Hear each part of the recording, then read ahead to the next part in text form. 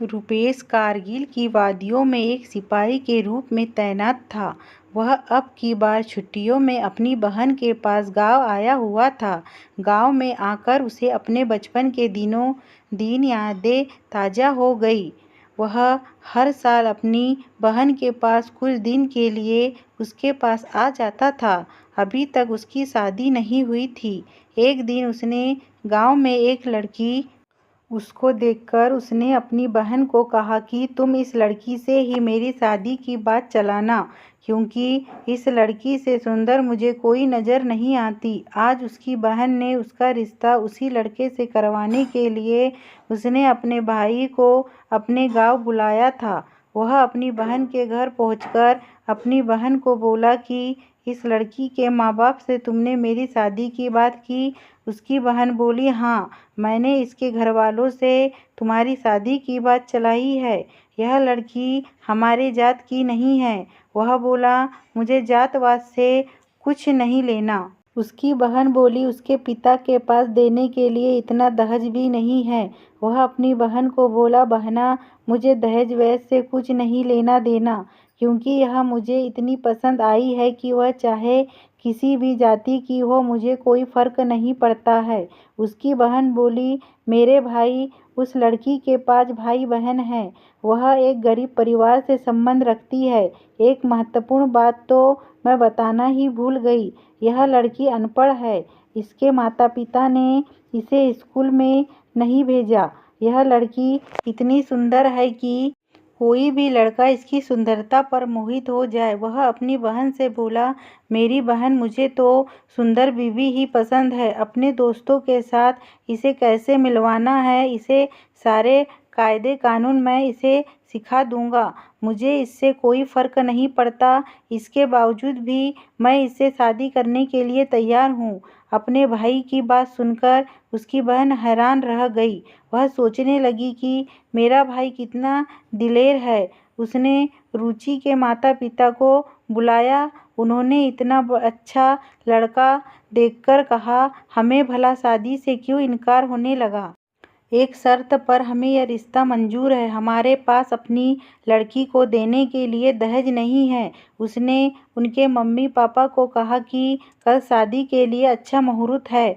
आप हम दोनों की कल ही शादी करवा दो। अभी मुझे भी छुट्टी है, परंतु ना जाने मुझे कब युद्ध क्षेत्र से बुलावा आ जाए। इसलिए मैं चाहता हूँ कि अपनी शादी के पश्चात अपने बूढ़े माँ बाप की इच्छा को अवश्य ही पूरा कर दूँ।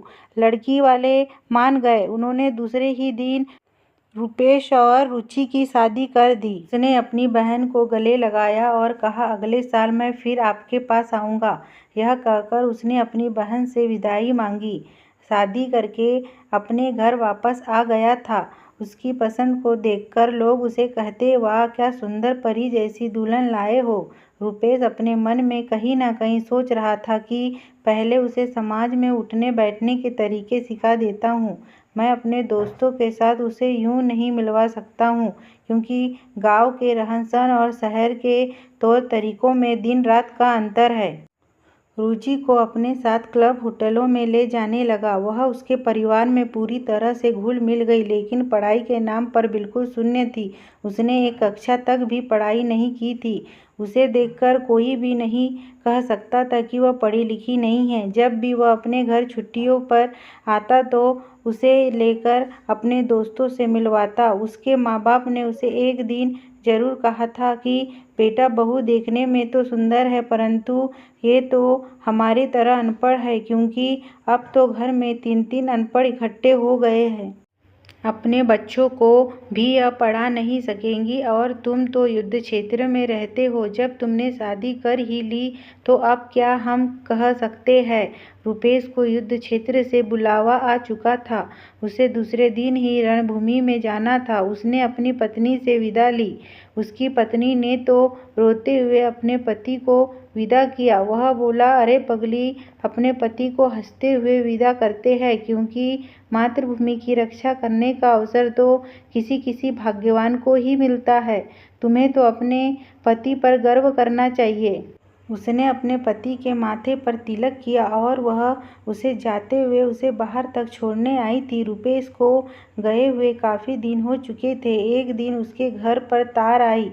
डाकिया तार देकर गया। जब उसने तार शब्द सुना तो वह ज़ोर ज़ोर से रोने लगी और रो रो कर अपने सास ससुर को कहा कि शहर में से तार आई है। वह फूट फूट कर रोने लगी। उसको रोता देखकर उसके ससुर भी रोने लगे। उसने अपने देवर को बुलाया। उसके देवर को पता चल चुका था कि शहर से तार आई है, क्योंकि शहर से फ़ोन आ चुका था कि गाड़ी 11 बजे के करीब घर पहुंचेगी। उसको रोता देखकर आसपास की औरतें भी इकट्ठा होकर ज़ोर ज़ोर से रोने लगीं। उन सभी को मालूम नहीं था कि तार खुशी के अवसर भी भेजे जाते हैं। उन्हें तो ये ही मालूम था कि तार तो मरने पर ही भेजे जाते हैं।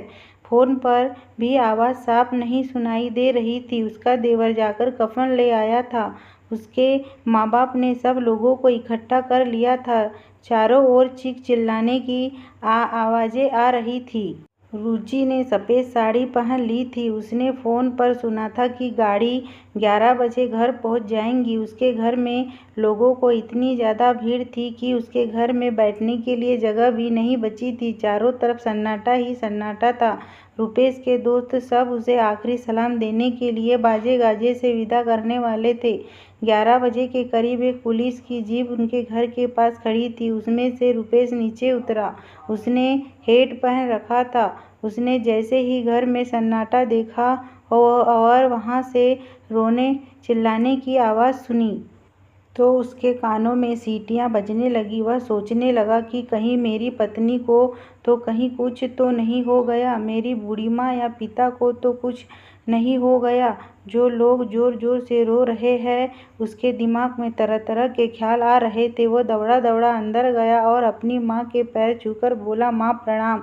उसकी माँ अपने बेटे को देखकर चौंकी और उसे देखकर खुश हुई। वह बोली, हे भगवान, क्या अनर्थ कर डाला। बहू ने हमें क्या खबर दी। रुपेश बोला कि मैंने अपने खाने की खबर आपको तार के माध्यम से दे दी थी। वह बोला और फ़ोन पर यह भी कहा था कि 11 बजे तक हम आ जाएंगे। रुपेश की बूढ़ी माँ अपनी बहू के पास आकर बोली, अरे तुमने क्या अनर्थ कर डाला, मेरा बेटा तो जिंदा है। वह बोली कि आज सुबह ही डाकिया तार दे कर गया था। मुझे क्या पता था कि तार में अच्छी खबर भी होती है। मुझे तो पता था कि तार में बुरी खबर ही होती है। यह बातें मैंने मोहल्ले में अपनी सहेलियों को बताई। जिसने सुना वह भी यहाँ आए बिना ना रह सका। रुपेश को कहीं ना कहीं अपनी गलती का एहसास हुआ कि मैंने अपने लिए सुंदर बहू का चुनाव तो कर लिया, मगर उसे तौर तरीके सिखाने के बजाय उसे शिक्षा दिलवा दी होती तो आज उसकी जग हंसाई नहीं होती। वह सारी जनता को संबोधित करते हुए बोला, मैं आज आपको एक सच्चाई से अवगत कराना चाहता हूँ।